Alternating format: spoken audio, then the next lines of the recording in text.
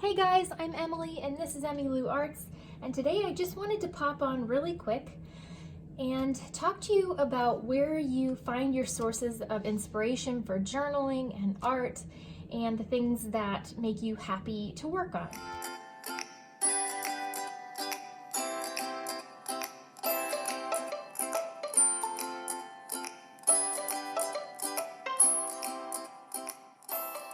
The reason I wanted to talk about this was because last night I was reading to my daughter before bed. Actually, she was reading to me, and this is an old book of hers, and she really loves it. And I guess I never really paid attention to the drawings before, but it's so cute. This book is so adorable. And as we were reading it, I just kept looking at the pictures thinking, oh my goodness, I have to draw some of these in my journal because they're so adorable and look like something I could do. And my daughter has dance on Thursday night, so that was kind of in the back of my mind. And I had journaled yesterday, and so I kind of just popped in here and I picked a little ballerina girl and drew her in here and colored her in. And I wouldn't have thought of that had, we not been looking at this book. So it's not just magazines or something like that. You can look for inspiration anywhere. I definitely found it from this book, and on tomorrow's page I drew some of these fun little doodly flowers that I saw because I thought they were so cute. And then these cats, the cats in this book are super cute, and cats are right up my alley. So I drew this little square cat, except for I colored in blue because I liked it.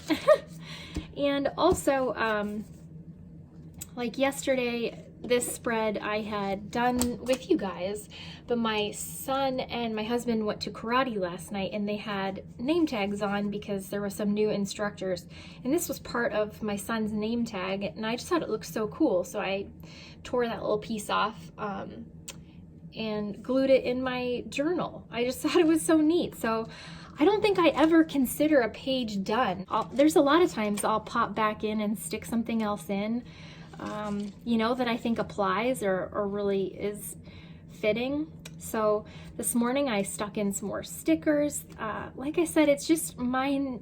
It's always a work in progress, which is so cool, I think, because nothing's ever really set in stone. It can just kind of turn into what you want it to be. I was in the car on the way to school this morning and to drop my kids off, and my daughter has these pom-poms on her backpack that my mom had made her because she makes pom-poms for hats that she knits and stuff like that.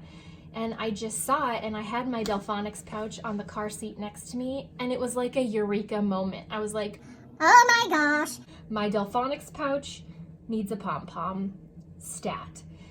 And I was on my way to my mom and dad's anyway to have a cup of coffee.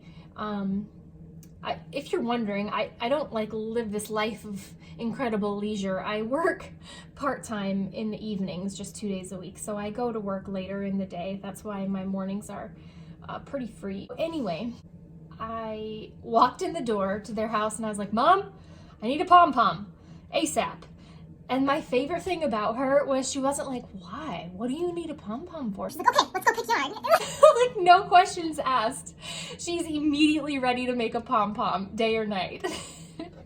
And so we did. I picked out some yarn in her yarn room because she's insane and has so much yarn. I just picked colors that I thought were fun and happy and bright. And she made me a pom-pom. And I thought, for those of you who have never seen a pom-pom being made, that I would include the little video of it because it might just blow your damn mind, because it did blow my mind the first time that I watched her make one. So I will leave that little nugget in, and you might find that somewhat entertaining. So I hope that you enjoy seeing the pom-pom, and I just think it's the cutest addition in the whole world. So I hope you guys have a great day. Bye!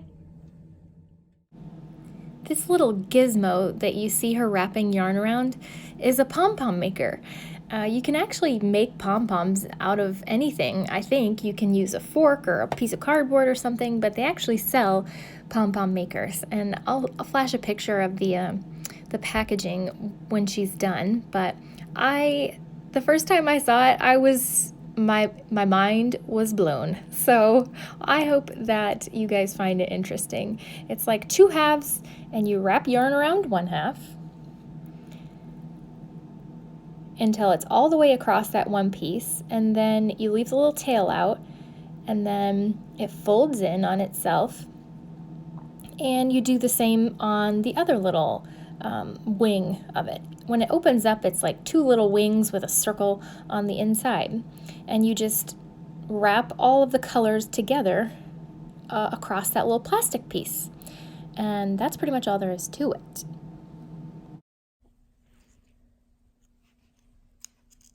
My feet are fine.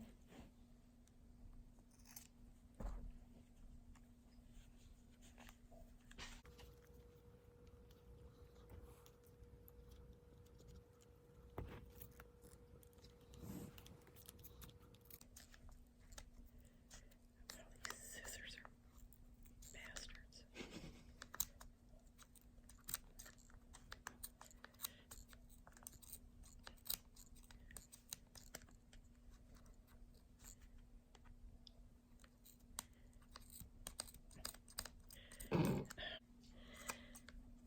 Oh, look at you go. Yeah. Holy cats. You could murder somebody with those.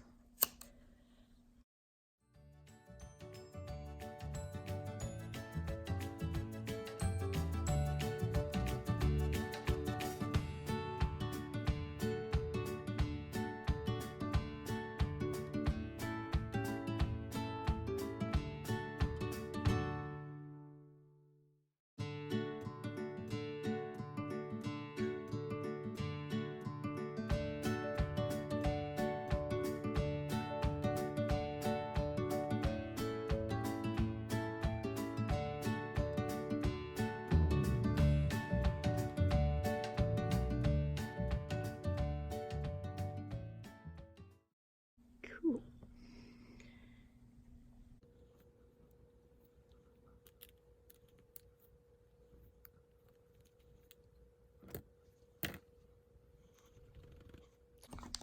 And then you just give it a haircut. Give it a haircut.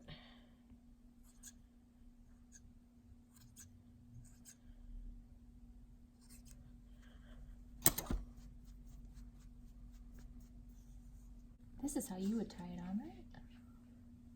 Like, Yeah. like that.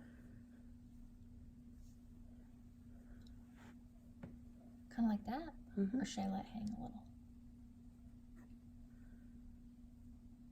Like that? I tied a little tighter.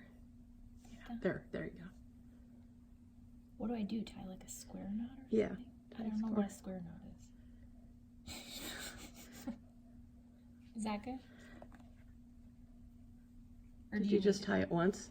You tied it twice. I don't know. Tie it again, just to make sure. And then you can like snip it off or tie a bow.